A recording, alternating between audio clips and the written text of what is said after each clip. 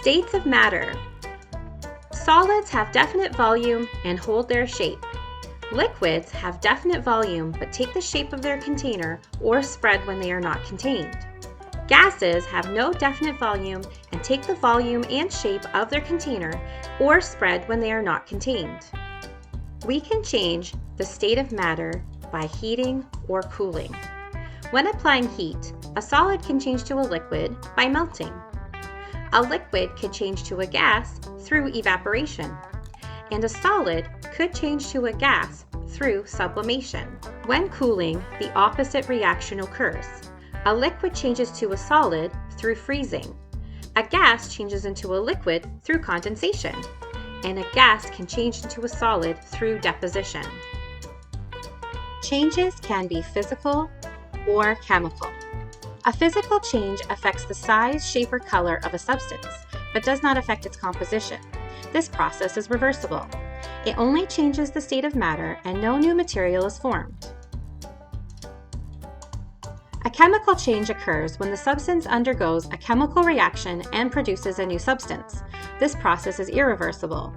Signs that a reaction is taking place includes the formation of gases or bubbles, color change, production of heat or light, and the formation of a solid. Let's see which dairy product is a physical or chemical change. Yogurt is a chemical change. Ice cream is a physical change. Cheese is a chemical change. What about butter? Butter is made from the cream that rises to the top of the milk. This machine separates milk fat from the liquid milk. The pasteurizer is used to kill bacteria. The butter churn agitates the cream to allow it to separate. Let's make butter. Is it a physical or chemical change?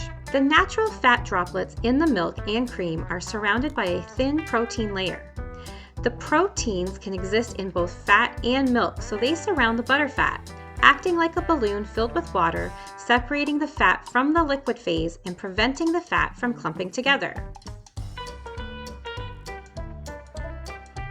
Imagine the butterfat molecules are like Smarties.